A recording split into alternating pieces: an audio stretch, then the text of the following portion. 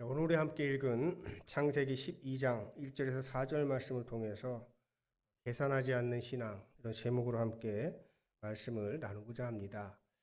봄의 기운이 참 완연하죠. 굉장히 따뜻하고 야외로 나가기 좋은 그런 그 계절인 것 같습니다. 오늘도 많은 분들이 야외로 나가셨는지 또 일이 바쁘신지 교회는 조금 이렇게 그 자리가 비어서 좀 마음이 서운하긴 하지만 이렇게 그 따스한 햇살과 바람이 이제 지천에 꽃을 피우고 또 연록의 싹을 틔우는 그런 계절이 된 것처럼 여러분의 삶도 꽃 피우기를 소망하며 말씀을 전하도록 하겠습니다. 오늘 우리가 함께 읽은 창세기의 말씀은 하나님께서 아브라함을 부르시고 아브라함이 순종하는 내용입니다. 우리가 잘 알고 있는 내용이죠. 네, 굉장히 짧은 그런 구절이지만은 사실 우리가 생각해야 할 것이 아주 굉장히 많은 그러한 말씀입니다. 저는 이 말씀을 묵상하면서 첫 번째로는 하나님이 먼저 아브라함을 선택하셨다 하는 점에 주목을 했습니다. 우리가 지금 잘 기억을 해야 돼요. 아브라함이 하나님을 선택한 것이 아니고 하나님께서 아브라함을 선택하셨다라고 하는 것이죠. 그리고 우리도 죄인이었을 때 우리가 예수님을 선택한 것이 아니고 예수님께서 십자가의 사랑을 우리들에게 베풀어 주시고 우리를 선택해 주셨다라고 하는 것입니다. 여러분, 하나님께서 왜 아브라함을 부르셨습니까? 아브라함은 하나님께서 부르신 이유는 복을 주시려고 부르셨고 또 예수 그리스도의 십자가를 통해서 우리를 부르신 이유는 영생의 삶을 주시기 위해서 우리를 부르셨다고 하는 것입니다. 우리들이 좀 선호가 바뀌어가지고 우리가 하나님을 선택했다. 우리가 뭐 종교, 우리 기독교 신앙을 그리스도인이 되기로 작정을 했다. 우리가 이렇게 생각을 하기 쉽지만은 우리가 하나님을 선택한 것이 아니라 사실 하나님이 먼저 우리를 선택하고 부르셨다라고 하는 것이죠. 그래서 그 선택에 하셨고 부르셨고 그래서 우리는 거기에 응답을 해서 이 자리에 있다라고 하는 것입니다. 그래서 하나님이 먼저 부르셨다. 그리고 이후에 우리의 응답이 있었다. 이것이 중요한 것입니다. 그리고 하나님의 선제적인 부르심과 응답, 이것이 상호작용을 해서 하나님은 우리의 하나님이 되셨고 우리는 그분의 자녀가 되었다라고 하는 것이죠. 아무리 하나님께서 그런데 먼저 부르시고 십자가 사랑을 베풀어 주셨다고 할지라도 응답하지 않으면 어떻게 되겠습니까? 하나님과는 상관없는 삶을 살아가게 되는 것입니다. 하나님이 함께 하시지 않는 삶, 그 끝은 무엇일까요? 모든 허무와 사망에 이르게 되는 것이죠. 그래서 우리는 하나님의 부르심에 응답하는 것, 하나님의 부르심과 응답, 이 상호작용을 해서 우리는 그리스도인이 되었고 영생의 삶을 살아가게 되었다라고 하는 것을 기억하시길 바랍니다. 제가 지난주에 에덴 동산에서 불순종했던 아담 한 사람으로 인해서 죄가 이 땅에 들어왔고 또 순종하셨던 예수님 한 사람으로 인해서 이 세상에 구원의 삶이 펼쳐지게 되었다라고 하는 말씀을 드렸습니다. 아담이 불순종했을 때 여러분들 하나님께서는 어떤 일을 하셨습니까? 그를 징계한 것이 아니고 그에게 가죽옷을 만들어서 입혀주셨습니다. 그리고 에덴 동산 이후에 일어나는 일들도 사실은 우리들이 하나하나 이렇게 살펴보면 여러 가지 일들이 있죠. 아벨을 죽인 가인도 하나님께서는 징계를 한 것이 아니라 그 이마에 표를 주어서 가인이 가는 곳마다 해를 당하지 않고 살아갈 수 있도록 그렇게 해 주셨습니다. 그리고 거듭되는 인간의 반역에도 불구하고 하나님께서는 끊임없이 인간에게 기회를 주셨던 것이죠. 그리고 기회를 주시고 또 주시다가 마침내는 독생자 예수님까지 십자가 고난을 당하게 하심으로 우리에게 구원의 길을 열어주신 것입니다. 왜 이러셨을까요? 잘못했을 때 그냥 딱 끊어버리고 새롭게 시작하시면 좋을 것 같은데 그렇게 하지 않으시고 끊임없이 실패에도 불구하고 불순종에도 불구하고 가죽옷을 입혀주시고 이마에 표를 주시고 또 기어이는 독생자 예수님을 이 땅에 보내주셔서 십자가 고난을 받게 하시기까지 사랑을 베푸시면서 우리를 구원해 주셨다라고 하는 것입니다. 왜 그러셨냐라고 하는 것이죠. 이 모든 것이 하나님의 본성은 사랑이시기 때문에 그래요. 하나님은 사랑이시다. 기독교의 정신을 한마디로 요약하라고 하면 사랑이라고 우리가 이야기를 하잖아요. 자, 그래서 이렇습니다. 자, 사랑이신 하나님, 그 본성이 사랑이죠. 하나님은 사랑이시다. 자, 본성이 하나님은 사랑이시기 때문에 하나님께서는 사랑으로 이 세상을 창조하신 거예요. 왜? 본성이 사랑인데 누군가를 사랑하고 사랑받고 싶은데 아무것도 없잖아요. 자, 그러니까 하나님께서는 사랑으로 피조물을 창조하시고 그 창조하신 피조물들이 어떻게 하기를 원하신 거냐면 하나님이 그 피조물을 창조하시고 나서 그 피조물들을 사랑하시는 것처럼 그 피조물들도 하나님을 똑같은 방식으로 사랑해 주기를 원하셨던 거예요. 자, 그런데 문제가 생긴 거죠. 하나님의 사랑은 변하지 않았지만 그 피조물로 만들어진 인간들의 삶은 하나님을 같은 방식으로 사랑하지 않고 불순종했다라고 하는 것이죠. 여러분, 사랑이라고 하는 것이 여러분들 상호 관계적인 것이죠. 어느 한쪽에서만 여러분들 사랑을 하면 우리가 짝사랑이라고 하는데 뭐 청소년기에 우리가 젊었을 때 짝사랑하는 거 뭐 낭만처럼 여러분들이 생각할 수가 있겠지만 그럼 사실 짝사랑이라고 하는 것은 굉장히 어떻게 보면 낭비적인 것이죠. 상호 서로 왔다 갔다 하지 않는 그런 사랑이라고 하는 것이 여러분들 얼마나 그것이 여러분들 어떻게 보면 그 허비하는 그러한 그 사랑이겠습니까? 자, 사랑이신 하나님께서는 사랑으로 이 세상을 창조하셨고 창조하신 모든 피조물이 하나님이 그들을 사랑하신 것처럼 하나님을 사랑하시길 원하셨던 거죠. 자, 그런데 지금까지 살펴보면 하나님께서는 번번이 실패하셨어요. 전지전능하신 하나님께서 무수부재하신 하나님께서 그 능력이 많으신 하나님께서 계속 인간을 창조한 이후 실패하셨다라고 하는 것이죠. 에덴 동산에서도 여러분들 하나님께서 어떻게 보면 실패하신 거죠. 그리고 여러분 바벨탑 이야기는 어떻습니까? 또 노아 홍수는 어떻고 또 출애굽 이후에도 남과 북으로 분단된 이스라엘 그리고 이스라엘과 유다의 멸망 극기하는 예수님을 보냈지만 하나님께서 선택하신 선민인 유대인들이 예수님을 십자가에 못 박아 죽였어요. 이런 일련의 과정들을 보면 하나님의 실패라고 할 수가 있습니다. 그런데 중요한 것이 있습니다. 하나님께서는 끊임없이 실패했고 그리고 그 인간들이 하나님의 기대와는 달리 끊임없이 불순종했지만 하나님께서는 그 사랑을 멈출 수가 없었다고 하는 것이죠. 왜 그 사랑을 멈출 수가 없었을까요? 네, 앞에서 말씀드린 대로 하나님의 본질은 사랑이기 때문에 그런 것입니다. 그래서 결국은 이런 실패들에도 불구하고 결국 하나님께서는 그 모든 것들을 그 실패들을 선한 것으로 유익한 것으로 바꾸내신 거예요. 그래서 결국은 어떻게 되었습니까? 하나님의 사랑은 선민 이스라엘을 넘어서 모든 이방인들에게까지도 전해지게 된 것이죠. 그래서 우리는 유대인이 아니지만 선민이 아니었지만 이제 예수님을 믿고 우리가 구원에 이룰 수 있는 길이 열리게 된 것입니다. 만약에 여러분들 하나님의 계획이 성공을 했다. 에덴 동산에서 하나님이 실패하지 않으셨다라고 한다면 우리에게 여러분들 복음이 전해졌을까요? 그냥 거기에서 그냥 끝났겠죠. 유대인들, 그 선민들이 하나님을 잘 믿어서 예수 그리스도의 십자가가 없었더라면 우리들에게 여러분들 복음이 있을 수 있었겠습니까? 전해지지 않았을 거예요.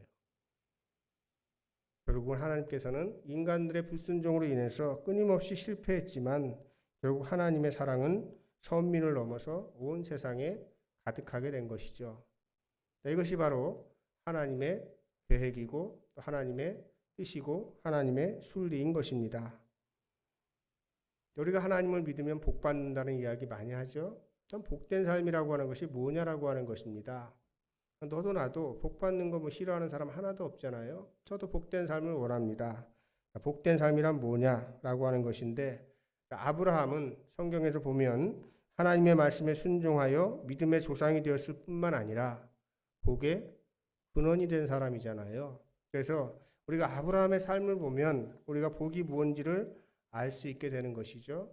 저는 복이라고 하는 것이 무엇입니까? 단지 그냥 물질적인 것을 많이 풍요롭게 누리는 게 그게 복이 아니라 복이란 하나님과 함께하는 것이 복입니다.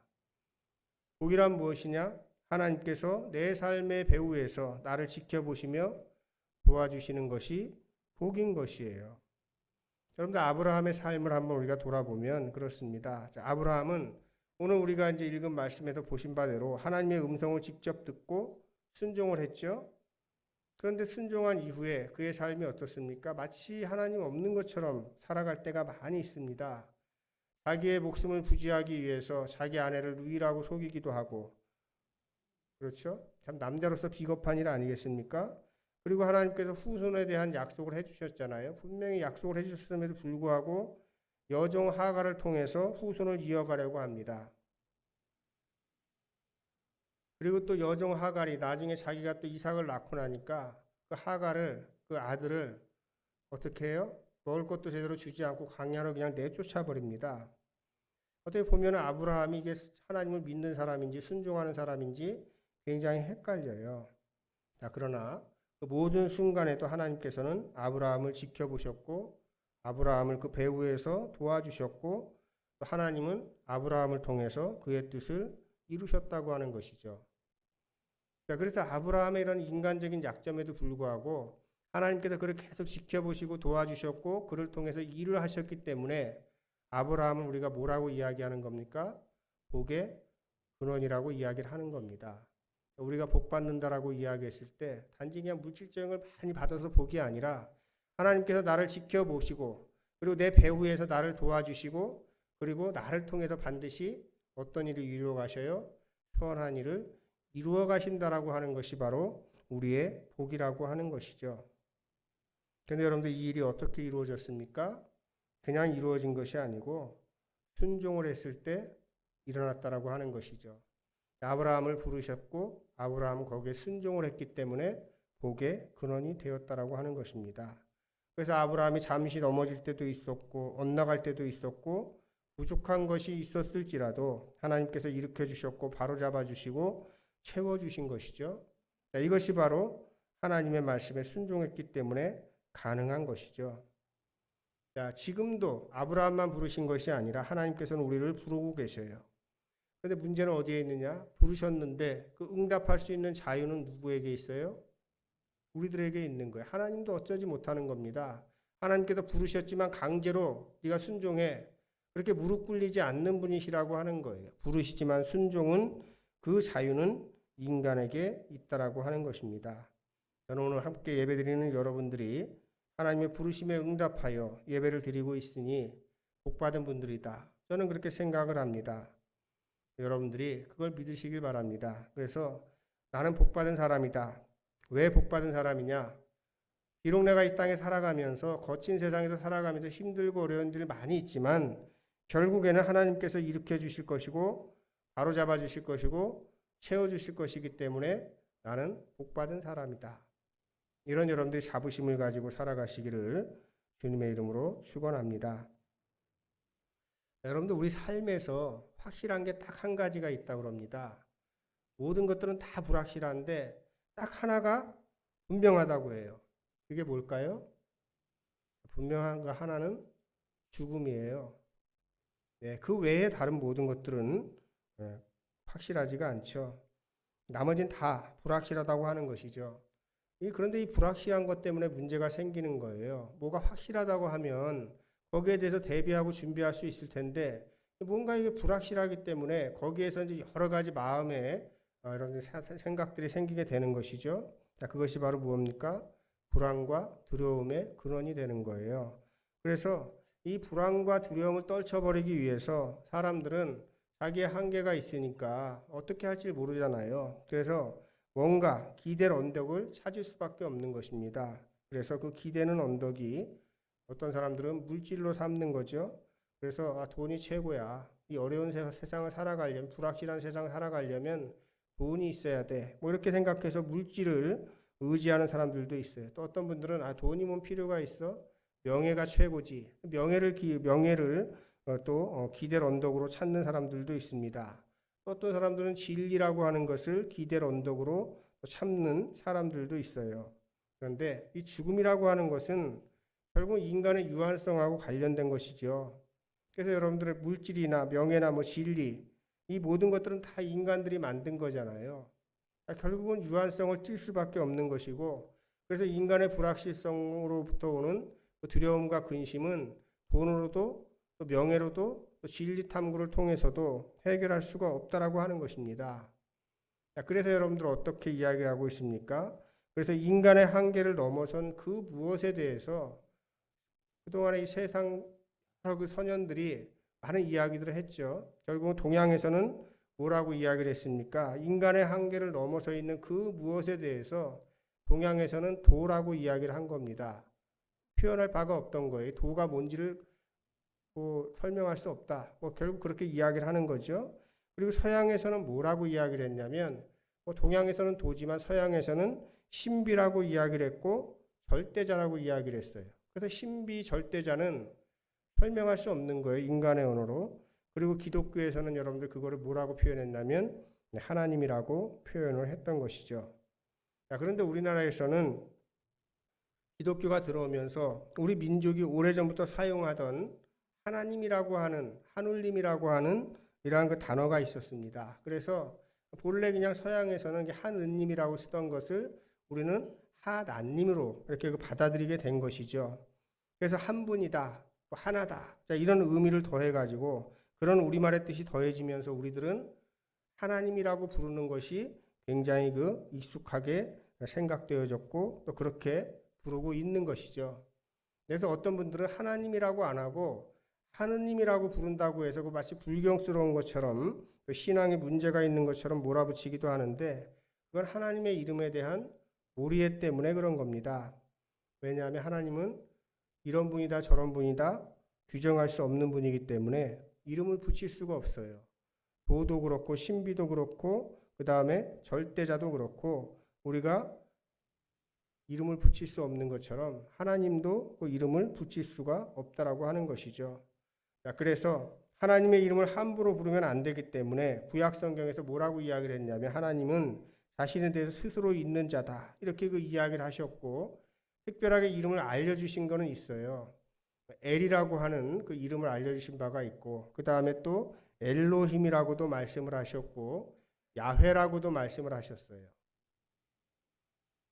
그리고 나서 이제 성경에 살펴보면 하나님을 표현하는 이름이 그 세 가지만 있는 것이 아니고 한 30가지가 넘습니다. 그런데 그 어느 것도 하나님의 이름일 수가 없는 거예요. 엘도 하나님의 이름이라고 할 수가 없고 엘로힘도 하나님의 이름이라고 할 수도 없고 또 야훼도 하나님의 이름이라고 할 수도 없고 또 더군다나 인간이 그 하나님의 이름을 함부로 부르면 안 된다라고 하는 이러한 생각들 때문에 결국 하나님을 뭐라고 부르기 시작했냐면 주님이라고 부르기 시작한 거죠. 이것이 아도나이라고 하는 것입니다.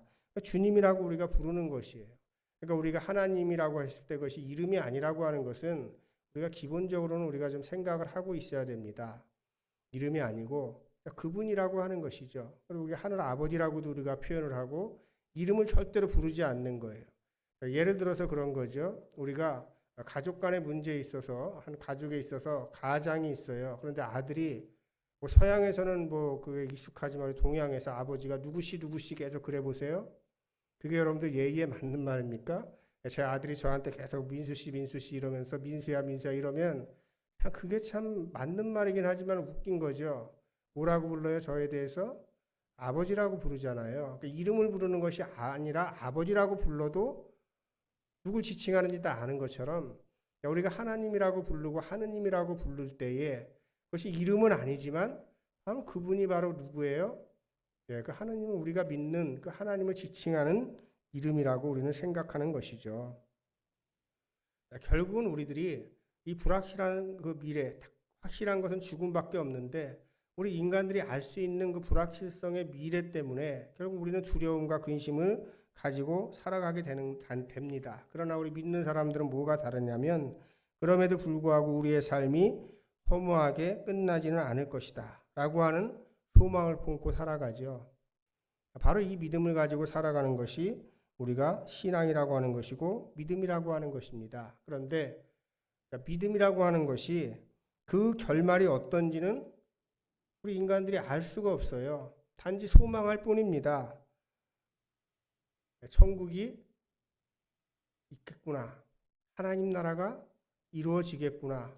내가 하나님을 믿고 살아가면 내가 죽어서도 영생의 삶을 살아갈 수 있구나. 그게 여러분들 확실합니까? 그걸 누가 설명을 할 수가 있겠어요? 설명 못하는 겁니다. 자, 그런데 믿음의 결말이 어떤지 알 수 없고 우리가 소망할 수밖에 없지만 우리가 흔들리지 않고 그 길을 걸어가는 거죠. 그게 바로 뭐냐면 믿음이에요. 자, 그래서 우리가 믿음 있는 사람들은 이 불확실성으로 인해서 오는 두려움, 그것이 있지만은 거기에 결코 빠져들어가는 것이 아니고 그럼에도 불구하고 담대하게 당당하게 살아가는 것이죠.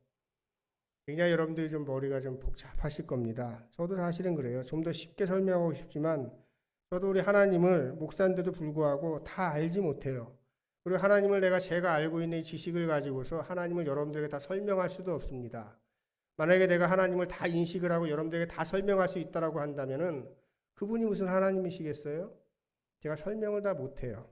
그래서 복잡할 수밖에 없는 것이죠.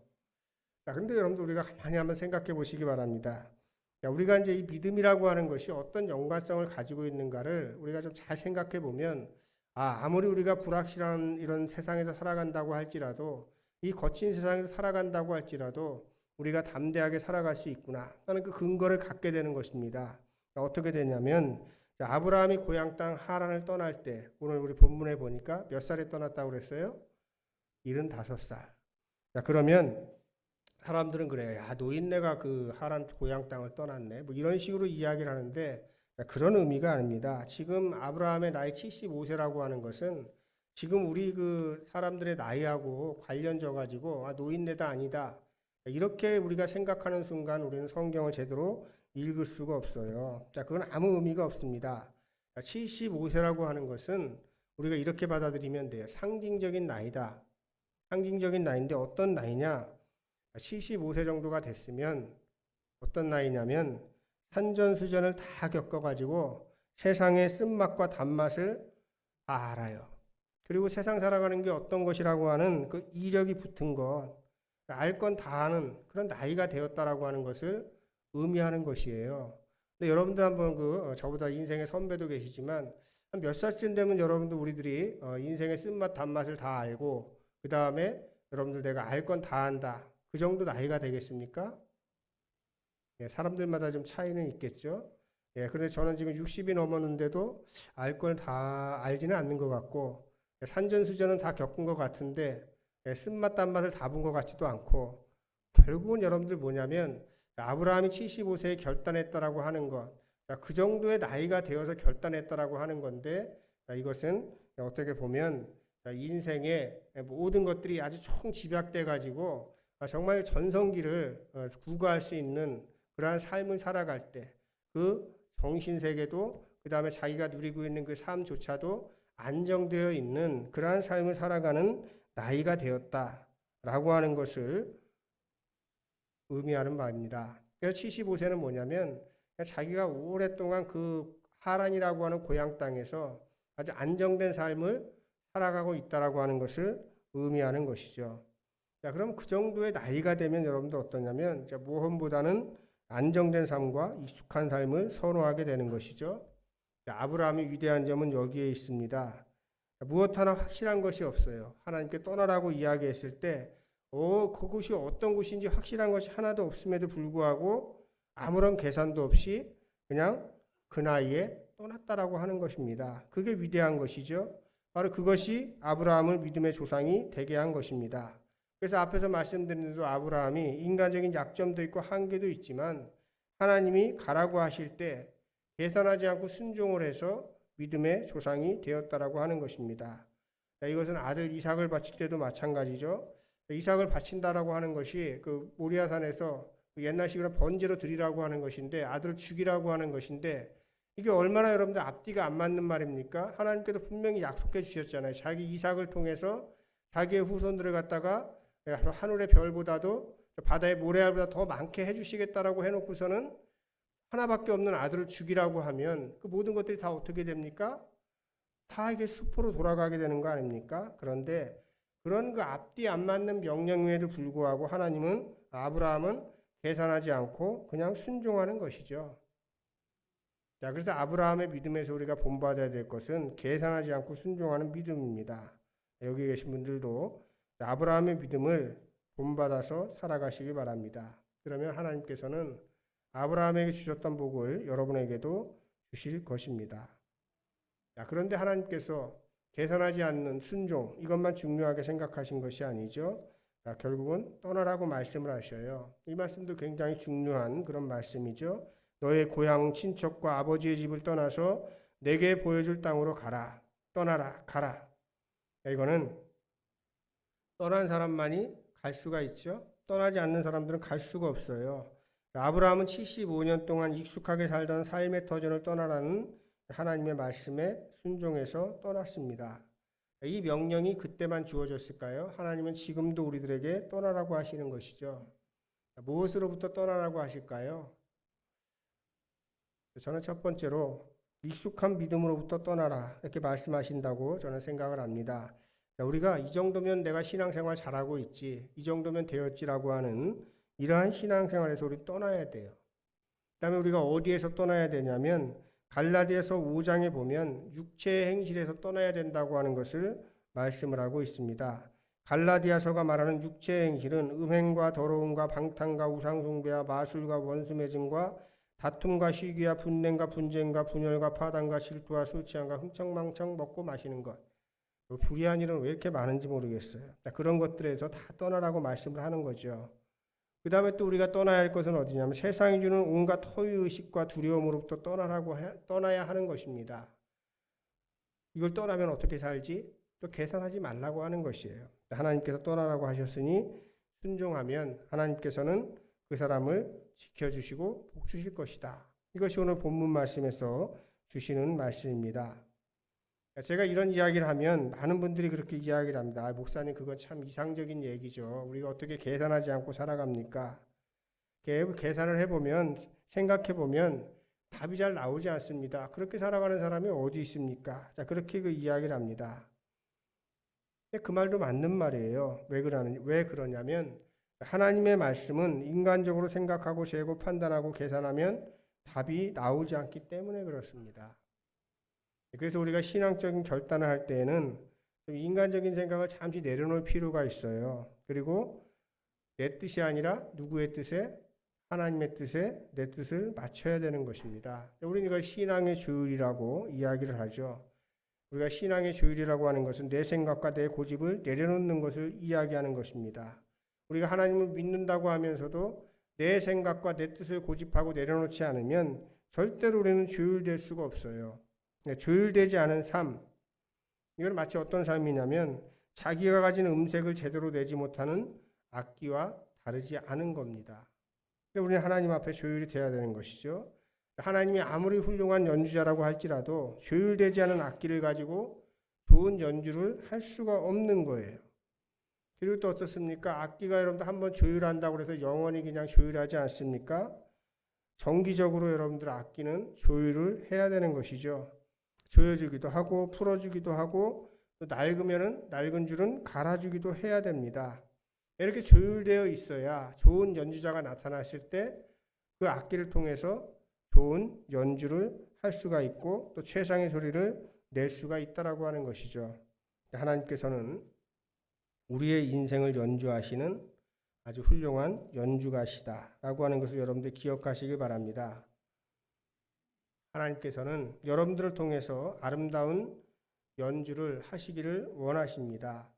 그리고 그 연주 소리를 듣고 많은 사람들이 영감을 얻고 기쁨을 얻는 그러한 삶을 살아갈 때 우리가 제대로 신앙생활을 하고 있구나. 바로 이 연주가이신 하나님께 잘 어울리는 악기, 조율된 악기가 어떤 악기냐? 바로 계산하지 않는 신앙을 가진 사람들이라고 하는 것이죠. 그래서 지금 당장 쓰이지 않는다고 해서 복을 받지 못했다고 해서 불평하지 않고 언젠가는 내가 반드시 쓰일 것이다. 그걸 믿고 자기를 계속 조율해 가면서 살아가는 것이 바로 신앙인의 모습이라고 하는 것이죠. 이런 삶을 살아가면 어떻습니까? 바로 아주 작은 누룩이 빵을 부풀게 하듯이 아주 작은 믿음이 우리의 삶을 영생의 삶으로 인도하는 것입니다. 그러나 우리가 또 어떤 때는 불순종하게 되면 그것이 아주 작은 것이라고 할지라도 그것이 바로 누룩이 되어서 우리의 삶을 사망의 길로 인도하기도 한다고 하는 것입니다. 마태복음 17장 20절 말씀에 보면 만일 너희의 믿음이 겨자씨 하나일 만큼만 있어도 이 산을 명하여 여기서 저기로 옮겨지라 하면 옮겨질 것이요 또 너희가 못할 것이 없으리라 하는 말씀이 있습니다. 그리고 사무엘상 15장 22절의 말씀에는 순종이 제사보다 낫고 듣는 것이 순양의 기름보다 낫다 하는 이 말씀도 있어요. 결국은 여러분들 우리의 믿음은 어디냐면 거창한 데서부터 시작하는 것이 아니라 아주 작은 것이지만 그 작은 하나님의 말씀을 우리가 계산하지 않고 순종함을 통해서 영생의 삶에 이르게 된다라고 하는 것입니다. 여러분들 봄이 왔습니다. 봄이 오면 작은 씨앗에서부터 만물이 태동하기 시작하죠. 우리의 믿음도 그렇습니다. 여러분들이 큰 순종, 거기에서부터 여러분들의 큰 믿음이 시작되는 것이 아니라 작은 순종, 계산되지 않는 작은 순종에서부터 여러분들의 그 믿음 그리고 또 하나님께서 복 주시는 일들이 시작된다고 하는 것을 여러분들이 기억하시고 여러분들이 이 봄을 맞이하시길 바랍니다. 함께 말씀을 기억하면서 함께 거듭 기도 드리겠습니다. 떠나라 말씀하신 하나님, 떠나야 할 곳에 미련을 갖고 서성이고 있는 것은 아닌지 돌아봅니다. 독생자 예수님께서도 하늘 보좌를 떠나 이 땅에 오셔서 고난의 길을 걸어가셨는데 우리는 늘 우리의 안위를 먼저 생각하며 온갖 손익을 계산하며 약사빠른 신앙생활한 것은 아닌지 돌아봅니다. 하나님, 우리에게 말씀하실 때 순종하게 하시고 우리가 결단해야 할 때에는 지체 없이 결단하게 하옵소서. 불의한 길에서 떠날 때에는 더욱더 단호하게 하옵소서. 하나님의 말씀에 순종하며 살아가고자 할 때에 하나님께서 임마누엘로 우리의 삶을 도와주옵소서. 예수님의 이름으로 기도드립니다. 아멘.